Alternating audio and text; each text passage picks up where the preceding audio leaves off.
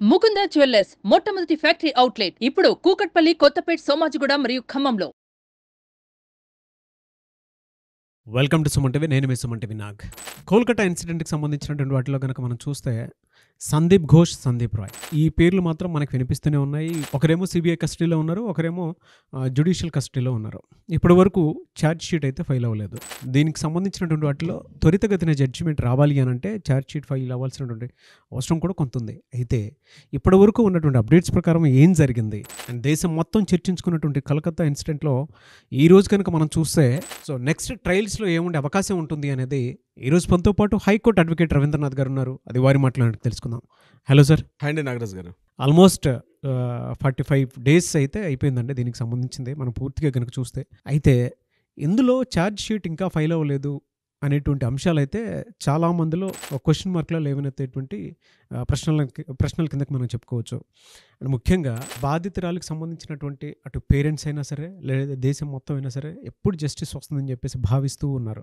And Sandeep ఘోష్కి సంబంధించినటువంటి అక్రమాలు కానివ్వండి, అకృత్యాలు కానివ్వండి, లేదంటే అతనికి సంబంధించి అతని ల్యాప్టాప్లో ఏముందో ఆ విషయాలన్నీ విస్తుపోయేటువంటి నిజాలు ఎప్పుడైతే బయటకు వచ్చాయో చాలామంది ఇది మామూలు విషయం కాదు, చాలా పెద్ద కుంభకోణంలానే జరిగింది అనేటువంటి విషయాన్ని కూడా చెప్తూనే బట్ జస్టిస్ మాత్రం త్వరగా రావాలని చెప్పేసి కోరుకునేటువంటి వాళ్ళు ఉన్నారు మనతో పాటు. అండ్ మనం కూడా గత కొద్ది రోజుల నుంచి 45 daysలో ఎక్కడా కూడా ఏ రోజు తగ్గకుండా కూడా దీనికి సంబంధించినటువంటి అప్డేట్స్ ఇస్తూనే ఉన్నాం. ఎందుకంటే మనల్ని ఆ విధంగా ఆదరించేటువంటి మన తెలుగు ఆడియన్స్ కూడా ఉన్నారు.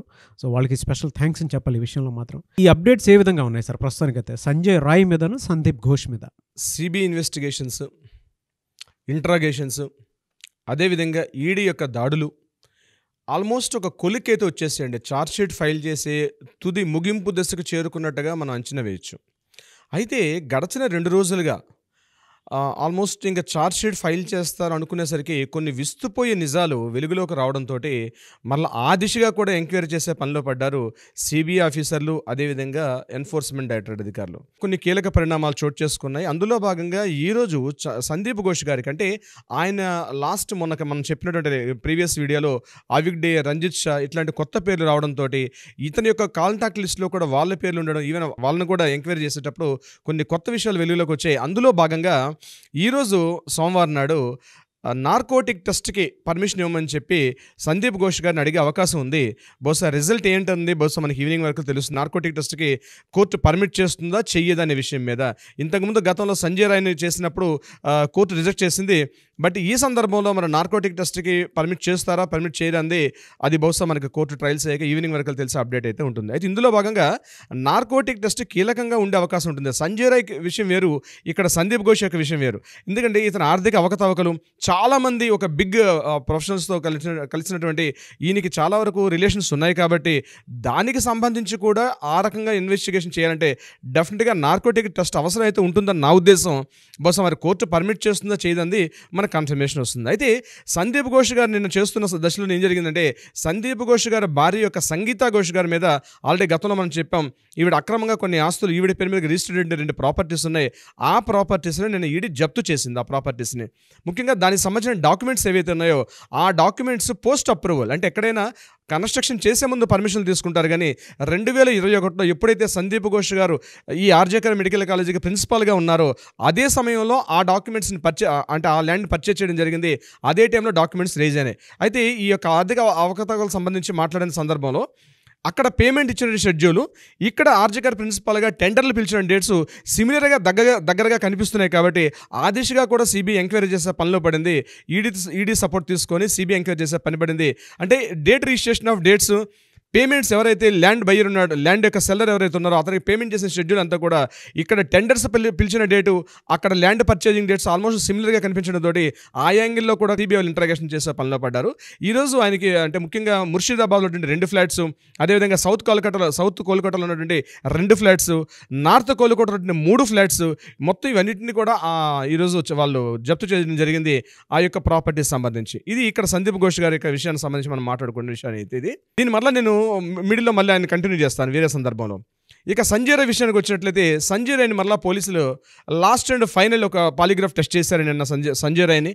అయితే ఆయన ఇప్పుడు ఈ లాస్ట్ పాలిగ్రాఫ్ టెస్ట్కి చాలా మెచ్యూర్డ్గా కనిపిస్తున్నాడు. ఆయన నేను ఈ సంఘటన చేయలేదు, నేను మర్డర్ చేయలేదు అంటే ఆల్రెడీ కవితా సర్కార్ ఆయనకి బాగా ఫీడింగ్ ఇచ్చింటున్నారు. బహుశా నేను ఈ మర్డర్ చేయలేదు, నేను వెళ్ళేసరికి స్పృహ తప్పినటువంటి స్థితిలో ఒక బాడీ అక్కడ ఉంది, నేను చూసి బయటకు పారిపోయానని అదే వర్డ్ మీద స్టాండ్ అయి చెప్తున్నాడు దానికి సంబంధించినటువంటి సంజయ్ రాయ్ యొక్క వెర్షన్ అయితే. అయితే ఈరోజు ఒక కీలకమైనటువంటి ఒక విషయం బయటపడింది నాగరాజు గారు, ముఖ్యంగా అది నేను మీకు చెప్తున్నాను. విషయం ఏంటంటే జస్టిస్ అభయ్ అన్న అమ్మాయి ఎవరైతే ఉన్నారో, ఎవరైతే మనకి బాధితురాలు విక్టిమ్ ఎవరైతే చెప్తున్నామో, చాలా రోజుల తర్వాత ఒక చిన్న కీలకమైనటువంటి ఇన్ఫర్మేషన్ ఈరోజు మనకి వెలుగులోకి వచ్చింది. ఏమిటంటే నార్త్ బెంగాల్ లాబీలో ఉన్నటువంటి కీలకమైన వ్యక్తులు ఎవరైతే ఉన్నారో, రంజిత్ షా కానీ, అవిగ్డే కానీ, అదేవిధంగా బిరూపాక్ష బిశ్వాస్, వీళ్ళ ముగ్గురు కూడా డాక్టర్సే. అయితే వీళ్ళు ఇంటరాగేట్ చేసే సందర్భంలో కొన్ని కీలకమైన విషయాలు బయటపడ్డాయి. ఏంటంటే అది బహుశా దీని మీద అది బయటికి రివీల్ కాకుండా చేస్తున్నారు, కానీ కొంత ఇన్ఫర్మేషన్ బయటకు వచ్చింది. విక్టిమ్ అయినటువంటి అభయ ఎవరైతే బాధితురాలు ఉన్నారో, ఎవరి మీద అయితే రేప్ అండ్ మర్డర్ జరిగిందో, ఆ యొక్క కీలకమైనటువంటి ఆ అమ్మాయి మీద, ఆ అమ్మాయికి సంబంధించినటువంటి కొన్ని కీలకమైన విషయం వెలుగులోకి వచ్చింది. ఈ నార్త్ బెంగాల్ లాబీకి సంబంధించినటువంటి విషయం మీద ఈ విషయం ముందే అభయ్కి తెలిసిందని, చనిపోయినటువంటి అమ్మాయి అభయ్కి విషయం తెలిసిందని, దీని మీద 3 నుంచి 4 రోజులుగా సందీప్ ఘోష్ గారి యొక్క ప్రిన్సిపాల్గా మనం ఫస్ట్ డేనే చెప్పాం, సందీప్ ఘోష్ గారి యొక్క క్యాబిన్కి తరచుగా వెళ్తూ వస్తూ మాట్లాడడం జరిగిందని. సో దీనికి సంబంధించిన ఇన్ఫర్మేషన్ ఏదో ఉంది అమ్మాయి దగ్గర. అందుకని ఈ విషయం ఎప్పుడైతే వెలుగులోకి వచ్చే అవకాశం ఉందనో, నార్త్ బెంగాల్ లాబీ ఇందులో ఈమె యొక్క అత్యాచారం కానీ మర్డర్ విషయంలో నార్త్ బెంగాల్ లాబీ యొక్క కీలక పాత్ర ఉండే అవకాశం ఉందని ఒక చిన్న హింట్ అయితే బయటకు వచ్చింది. ఆ కోణంలో కూడా సిబిఐ వాళ్ళు దర్యాప్తు చేస్తున్నారు. సుదీప్తో రాయ్ని ఎప్పుడైతే నార్త్ బెంగాల్ లాబీలో కీలకమైన వ్యక్తి ఎవరైతే ఉన్నారో సుదీప్తో రాయ్, ఆయనని ఎప్పుడైతే ఇంటరాగేషన్ చేసి మాట్లాడేటప్పుడు కొన్ని కీలకమైన విషయాలు బయటపడ్డాయి. మనం డి అని చెప్తున్నాం, ఆ డీని బహుశా మళ్ళీ మనం రివీల్ చేద్దాం తర్వాత ఎపిసోడ్లో. అయితే ఈ సందీప్ ఘోష్ అరెస్ట్ చేసిన సందర్భం, అంటే సందీప్ ఘోష్ మార్నింగ్ 9:30కి విషయం తెలిసిన తర్వాత ఒక కీలకమైన వ్యక్తితోటి చాలాసేపు మాట్లాడినట్టుగా తెలుస్తుంది. అయితే ఆ పేరుని రివీల్ చేయట్లేదు సిబిఐ వాళ్ళు. తొందరలోనే అది బహుశా ఛార్జ్ షీట్ ఫైల్ చేసేటప్పుడు ఆ పేరు కూడా బయటకు వెలుగులోకి వచ్చే అవకాశం ఉంది. మమతా బెనర్జీ పేరు ఉండే అవకాశం ఉంటుంది అనుకోవచ్చు. అది మనం చెప్పలేము నాగరాజు గారు, ఎందుకంటే మనకి కన్ఫర్మేషన్స్ రాలేదు, రకరకాల ఊహాగానాలు ఉన్నాయి. బట్ ఊహాగానాల మీద మనం ఎపిసోడ్ చేయలేం కాబట్టి మనకు అందిన ఇన్ఫర్మేషన్ వరకే మనం చేయగలుగుతున్నాం. సో దీనికి సంబంధించి ఈ అభయ్ అనే అమ్మాయి ఉంది కాబట్టి ఈ అమ్మాయికి ఆ ఇన్ఫర్మేషన్ తెలిసింది. నార్త్ బెంగాల్ లాబీలో ఏదైతే లోపాయికారి ఒప్పందాలు, ముఖ్యంగా ఈ డిగ్రీ సర్టిఫికేట్స్ ఇవ్వడంలో కానీ కొంత వాళ్ళు బ్రైబ్ అంటే లంచం తీసుకుంటూ కొన్ని పనులు చేసి పెట్టడం విషయంలో, తనకి పర్సనల్ విషయంలో అభయకి సంబంధించి కొన్ని కీలకమైనటువంటి విషయాలు నిన్న సిబిఐ వాళ్ళు రాబట్టారు. బహుశా రేపు ఛార్జ్షీట్ ఫైల్ చేసేటప్పుడు ఈ కీలకమైన విషయాలే రేపు ప్రధాన అస్త్రాలుగా పనిచేసే అవకాశం ఉంటుంది. దీన్ని బేస్ చేసుకొని రేపు పనిచేస్తాయి. అయితే ఇక్కడ సంజయ్ రాయ్ సందీప్ ఘోష్ని చేసేటప్పుడు ఇప్పుడు సంజయ్ రాయ్ విషయంలో ఈయన యొక్క గోళ్ళలో చర్మం కానీ, ఈయన యొక్క తల వెంట్రుకలు కానీ, ఈయన చేతి గోళ్ళు కానీ, వీటన్నిటి కూడా పరీక్షలు పంపించేటప్పుడు డిఎన్ఏ రిపోర్ట్ సపోర్ట్గా వస్తుందంటే దీనికి ఈ విక్టిమ్ యొక్క బాధితురాల యొక్క శరీరం మీద ఉండడం, అదేవిధంగా బ్లూటూత్ కూడా అక్కడ దొరకడం, ఇవన్నీ కొంత సీసీటీవీ ఫుటేజ్లో సంజయ్ రాయ్ యొక్క పిక్చర్ కనిపించడం, ఇవన్నీ కూడా కొంత సపోర్ట్ చేస్తున్నప్పటికీ చాలా డిఫరెన్షియేట్గా ఉంది. ఇప్పుడు ఇవన్నీ కూడా ఒక కొలికి తీసుకొని రావాల్సి వస్తుంది సిబిఐ వాళ్ళు. అంటే జరిగిన సాక్ష్యాధారాలు అన్నీ కూడా ఎవిడెన్సెస్ ఇవన్నీ కూడా బలంగా తీసుకొని ఛార్జ్షీట్ ఫైల్ చేసే పనిలో ఉన్నారు. బహుశా తొందరలోనే ఛార్జ్షీట్ ఫైల్ చేస్తారు. ఇదిలా ఉండగా నిన్న నార్త్ బెంగాల్ లాబీలో ఒక కీలకమైన ఘట్టం చోటు చేసుకుంది. ఐఎంఏ ఇండియన్ మెడికల్ అసోసియేషన్ యొక్క వెస్ట్ బెంగాల్ చాప్టర్ కలకట్టాలో ఉంది. దానికి సంబంధించి మెయిన్ ఎవరైతే సెక్రటరీని ఎన్నుకునే పని యాక్చువల్గా వాళ్ళకి పడింది. ఈ బహుశా 2-3 రోజుల్లో సెక్రటరీని ఎన్నుకోవాలి. దీనికి సంబంధించి Indian medical association Calcutta chapter సంబంధించి ఎవరైతే సభ్యులు ఉన్నారో మోర్ దాన్ 350 సభ్యులు అయితే ఉన్నారు. ఈ కీలకమైన సభ్యుల్ని నిన్న ఒక మీటింగ్ కండక్ట్ చేసుకున్నారు వాళ్ళకి. ఇందులో దీనికి ఆల్రెడీ ఎగ్జిస్టింగ్ గౌరవ ప్రధాన కార్యదర్శిగా ఉన్నటువంటి శంతన్ సేన్ కూడా దీనికి ఆల్రెడీ హాజరు కావడం జరిగింది. ఇదే శంతన్ సేన్ మీద ఆల్రెడీ అలిగేషన్స్ ఉన్నాయి. తృణమూల్ కాంగ్రెస్ పార్టీలో కీలకమైన సభ్యుడు కూడా ఈ శంతన్ సేన్. అయితే ఇతనికి కూడా ఆల్రెడీ జరుగుతున్న సంఘటన మీద కూడా August 9 జరిగినటువంటి ఏదైతే దుర్ఘటన ఉందో దానికి సంబంధించి కూడా శంతన్ సేన్ మీద కొన్ని అబ్లిగేషన్స్ ఉన్నాయి. వాటి విషయం మీద కూడా సిబిఐ వాళ్ళు 2 సార్లు పిలిచారు, ఇంటరాగేషన్ చేయడం జరిగింది. అయితే ఈ నిన్న జరిగినట్టు కొన్ని విషయాల్లో ఇంపార్టెంట్ పాయింట్ ఏంటంటే తపస్ చక్రవర్తి అండ్ 3 వ్యక్తులండి. నిన్న యాక్చువల్గా ఈ బాడీ మీటింగ్ అంటే ఎలక్షన్స్ కోసం ముందుగా ఒక బాడీ మీటింగ్ జరిగింది, అంటే ఎలక్షన్ బాడీ మీటింగ్ ఒకటి. ఆ మీటింగ్ జరుగుతుండగా ఇందులో పార్టిసిపేట్ చేయాల్సిన కీలకమైన సభ్యులు ఎవరైతే ఉన్నారో అందులో 3 వ్యక్తుల మీద కిడ్నాప్ జరిగింది. ఆ 3 వ్యక్తులు ఎవరంటే తపస్ చక్రవర్తి ఒక పర్సను, ఇంకొక ఆయన పేరు ప్రియాంక రాణా, 3వ వ్యక్తి జయా మజుందర్.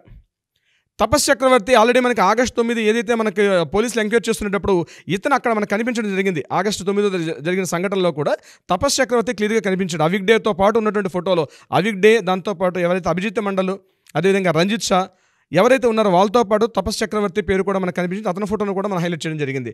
నెంబర్ 2 ఈ ప్రియాంక రాణా ఎవరంటే ఇతను స్వాస్థ్య భవన్ అంటే మెడికల్ మెయిన్ సెక్రటరియట్లో మెడికల్ ఆఫీస్ ఏదైతే ఉంటుందో స్వాస్థ్య భవన్ అని మనం చెప్తున్నాం, అందులో కీలకమైనటువంటి ఒక ప్రధాన అధికారిగా ఉన్నటువంటి వ్యక్తి ఈ ప్రియాంక రాణా. మూడో వ్యక్తి అయినటువంటి జయ మజుందార్, ఇతను గాంధీ మెడికల్ కాలేజ్ కళ్యాణి అనేటువంటి ఏరియాలో ఉన్నటువంటి అంటే కలకట్టాలో ఉన్నటువంటి ఒక కళ్యాణ్ అనే ప్రాంతంలో ఉన్నటువంటి medical college Gandhi medical college, దాంట్లో ఇతను ప్రిన్సిపాల్గా ఉన్నటువంటి వ్యక్తి ఈ జయ మజుందార్. ఈ ముగ్గురు వ్యక్తులు కూడా వీళ్ళు కూడా పార్టిసిపేట్ చేద్దామని వచ్చేసరికి ఈ ముగ్గురిని కూడా వేలాది మంది అక్కడ ఆ యొక్క ఎలక్షన్స్ జరిగే మీటింగ్కి కొంతమంది ముందే వచ్చి ఆ ప్రాంతాన్ని ముట్టడి చేయడం జరిగింది. వీళ్ళ ముగ్గురు రావద్దని చెప్పి రాస్తారోకలు ఇంత ముందు అయితే మనం ఎలా అయితే చూసామో ఈ రాస్తారోకలు ధర్నాలు ఎలా చేశారో అదేవిధంగా ఈరోజు నార్త్ బెంగాల్ లాబీలో ఉన్నటువంటి కీలకమైన వ్యక్తులు వీళ్ళు రాకూడదని చెప్పడం జరిగింది. వీళ్ళ ముగ్గురిని కూడా అక్కడి నుంచి కిడ్నాప్ చేయడం జరిగింది, తప్పించే ప్రయత్నం చేశారు. మరి ఎవరు చేశారు, ఏం చేశారు, మరి పోలీసుల ఇంటరాగేషన్ ఏం జరుగుతుంది, ఈ వ్యక్తులు ఇప్పుడు ఈరోజు ఇప్పటికీ వాళ్ళు ఎక్కడ ఉన్నారన్న విషయం మీద పోలీసులు మళ్ళీ ఎంక్వైరీ చేయడం జరుగుతుంది. ఎందుకంటే ఈ ముగ్గురు వ్యక్తులు కీలకమైనటువంటి వ్యక్తులు. ఆగస్టు 9 జరిగినటువంటి ఏదైతే సంఘటన జరిగిందో దానిలో వీళ్ళు ముగ్గురు కూడా కీలకమైన వ్యక్తులు.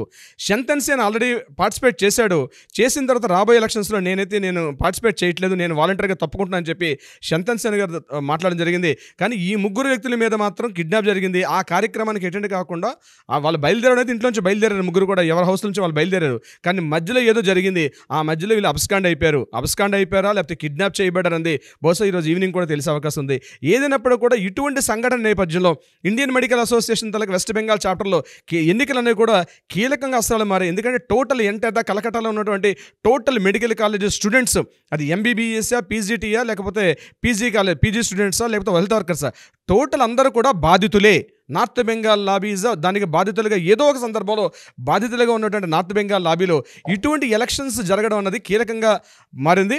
నార్త్ బెంగాల్ లాబీలో జరుగుతున్నటువంటి ఎలక్షన్స్ ఏవైతే ఉన్నాయో బహుశా విత్-ఇన్ 1 వీక్లో జరిగే అవకాశం ఉంది. ఈ ఎలక్షన్స్ ఏ స్థాయికి చేరుతాయి అంటే నిరసనకారులు జూనియర్ డాక్టర్ల మధ్యలో ఏవైనా మరలా ఈ ఎలక్షన్స్ని మరలా పోస్ట్ పోన్ చేస్తారా లేదా కంటిన్యూ అవుతాయి అన్నది మనం నెక్స్ట్ ఎపిసోడ్లో తెలుసుకుందాం నాగరాజ్ గారు. డెఫినెట్గా.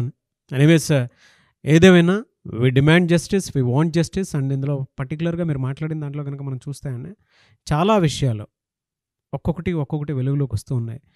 ఇది దేశం మొత్తం ఎదురు చూస్తుంది అని అంటే దీని వెనక పెద్ద జరిగింది, దీన్ని బయటికి రానికుండా చేస్తున్నారు అనేటువంటి విషయం అయితే ప్రతి ఎపిసోడ్లోనూ మనకు అది కూలంకషంగా కనిపిస్తుంది. ఈరోజు ఎపిసోడ్లో మెయిన్ అభయ సంబంధించినటువంటి ఒక చిన్న పాయింట్ బయటకు వచ్చిందండి ఈరోజు మనం మాట్లాడుకున్నట్లు. అవును, ఎందుకు చనిపోయి ఉండొచ్చు అనేటువంటి దానికి ఒక కీ దొరకటం అయితే జరిగింది.